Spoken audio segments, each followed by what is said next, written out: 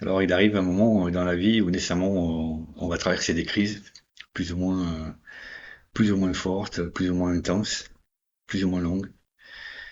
Et c'est vrai que arrivé à une certaine période de son existence, voilà, à partir de 40 ans en général, certaines situations personnelles, professionnelles, sont compliquées où on va se trouver confronté à des événements qui vont venir nous bousculer. Donc soit bien sûr des séparations, mais aussi des burn-out, des conséquences professionnelles de surcharge de travail, d'intensité, et ensuite aussi ce qui peut se provoquer, qui peut être la conséquence voilà, de ces deux facteurs-là, c'est aussi une remise en question profonde, personnelle, sur son existence, sur son mode de vie, sur pourquoi en fait, quel est le sens que ma vie a, où est-ce que je vais, voilà, et que finalement en fait, voilà, je me rends compte que ce que j'ai ne suffit pas, ou en tout cas ne suffit pas à me maintenir en équilibre, ne me suffit pas à être heureux, à être bien dans ma peau, voilà, à me sentir épanoui. Et donc ces périodes de transition qui peuvent être plus ou moins fortes, plus ou moins intenses, violentes ou longues, ce sont pas des situations d'échec, ce sont vraiment des signes indicateurs que effectivement dans cette période de notre vie, il se passe quelque chose d'important et qu'il est peut-être temps peut-être de ralentir, de s'arrêter, d'ouvrir les yeux, de faire un peu le bilan déjà de là où on en est, du parcours qu'on a fait, que ce soit autant dans un cadre relationnel amoureux, familial, mais aussi professionnel. Et aussi souvent la part qu'on oublie, souvent qui est mise de côté, c'est vraiment la part personnelle.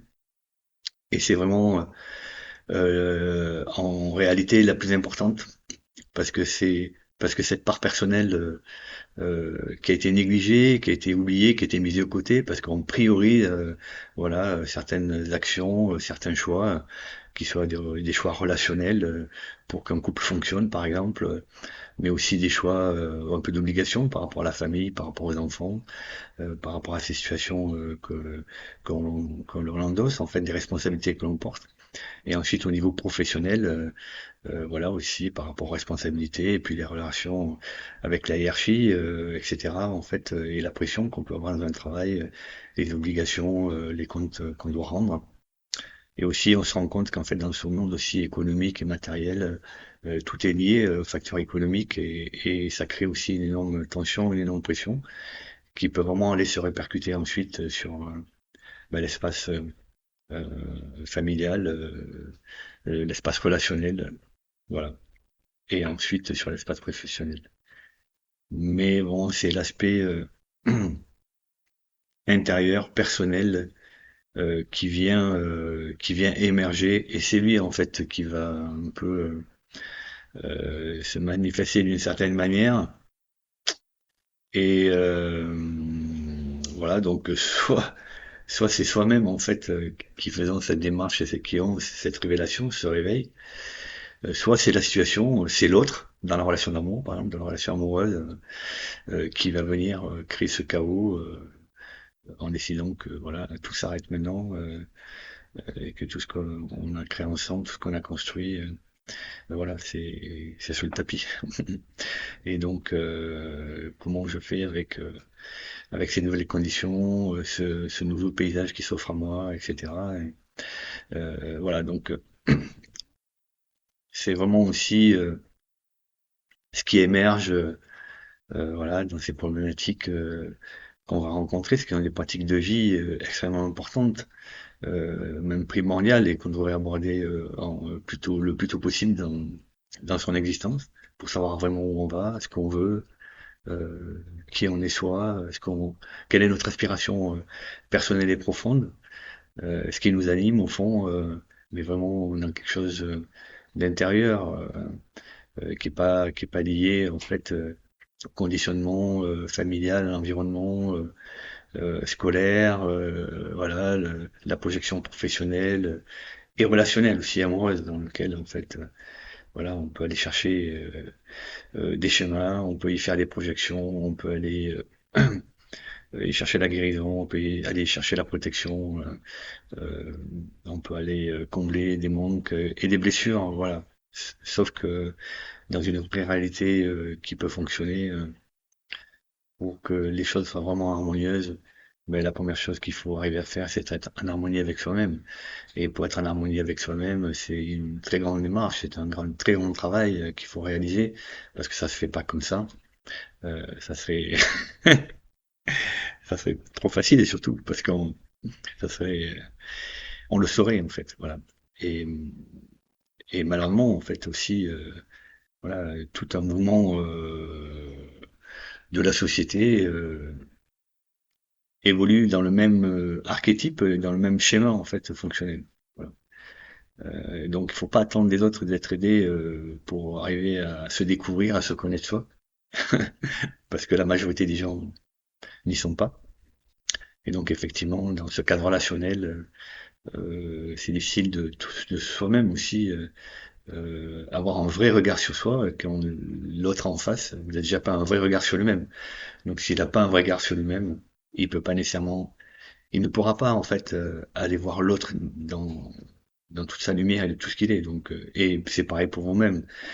Si vous n'êtes pas vous-même, si vous n'êtes pas dans cette connexion profonde avec vous-même, avec ce qui vous anime, avec votre nature, avec votre potentiel, avec toute votre sensibilité, avec tout ce qui vous construit à l'intérieur, comment vous pouvez voir l'extérieur euh, tel qu'il est, puisque vous n'avez pas en fait cette finesse et ce ressenti, cette sensibilité pour vous-même, et surtout voilà, vous êtes empli de trop de filtres, de trop de masques.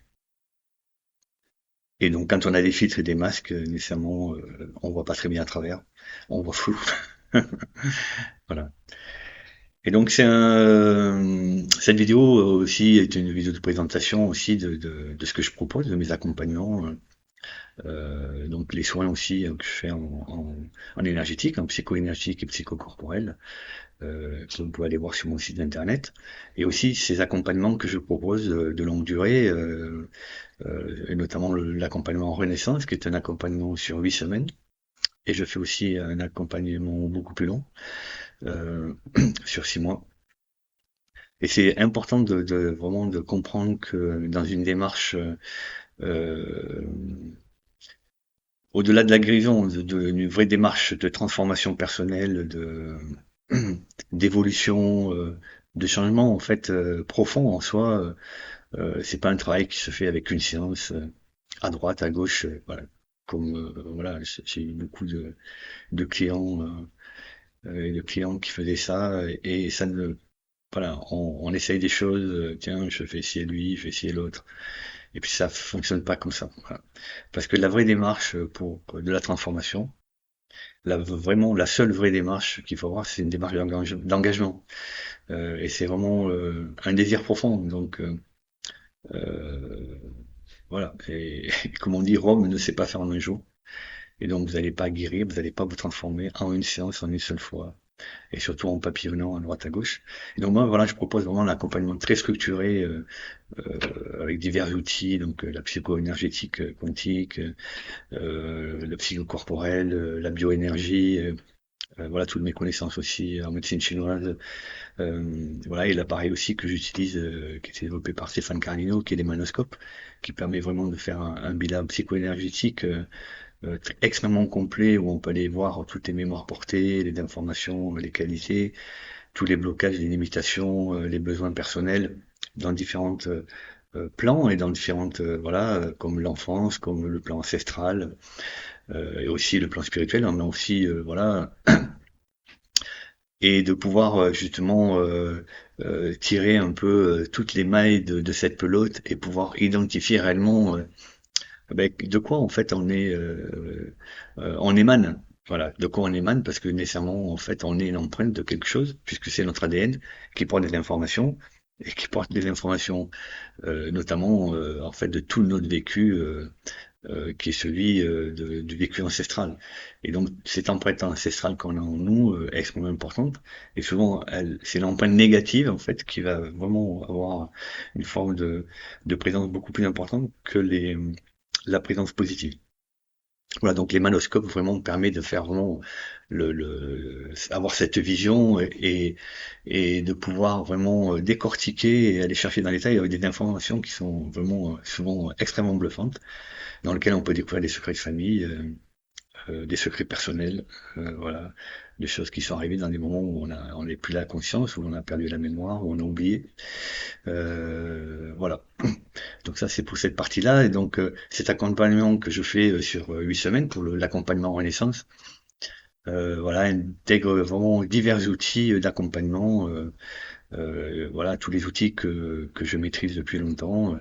Et aussi, en fait, ce que j'apporte, qui est quand même le plus, en fait, de cet accompagnement, c'est toute mon expérience personnelle. Donc, c'est toute ma traversée aussi de mon propre existence et de tout le travail que j'ai fait, de tout ce que j'ai surmonté, de tout ce que j'ai compris, tout ce que j'ai découvert, tout ce que j'ai transformé en moi, en fait. Et voilà, et ça c'est irremplaçable, c'est-à-dire que des connaissances, c'est des choses qu'on apprend dans un stage, dans une formation, mais qui sont pas intégrées, qui sont pas vécues, n'ont vraiment pas la même valeur, parce que ça fonctionne pas comme ça en fait. Et vraiment là, comme on est dans des choses extrêmement précises, on est dans du travail d'orfèvre.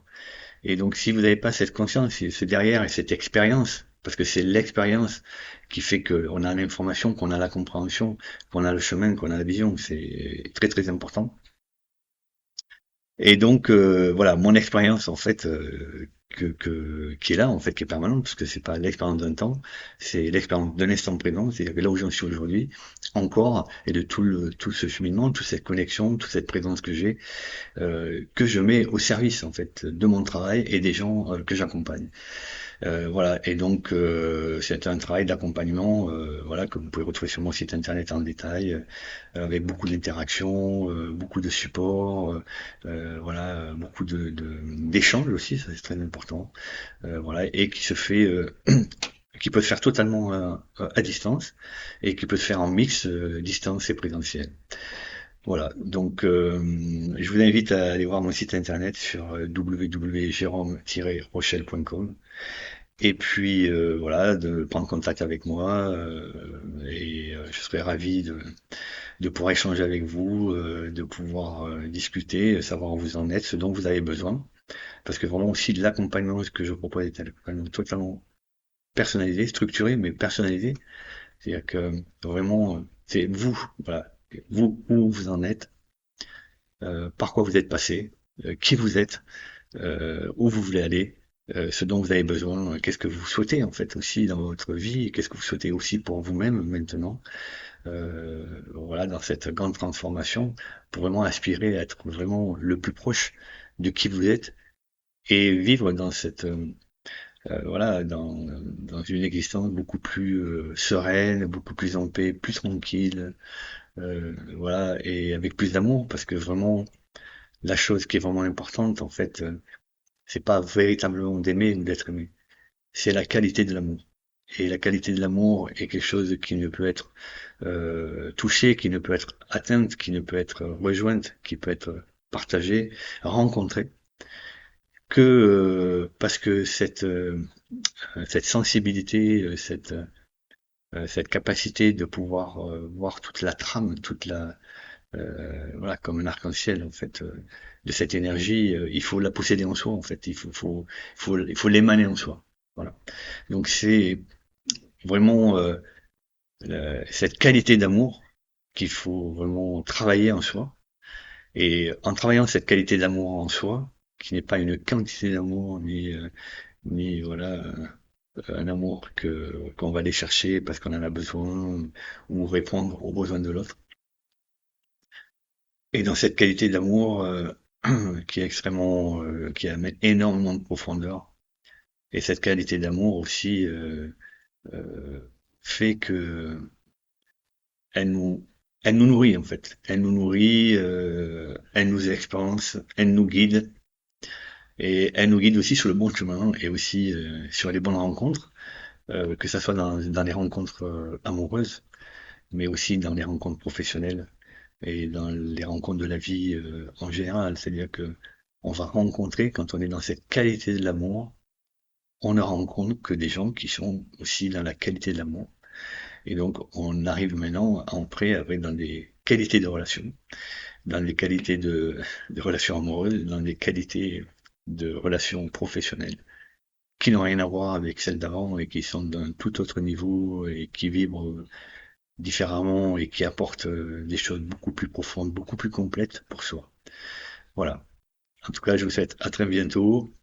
Contactez-moi et je serai ravi d'échanger avec vous et de vous expliquer mon travail et je le souhaite et je l'espère pouvoir vous accompagner. Merci.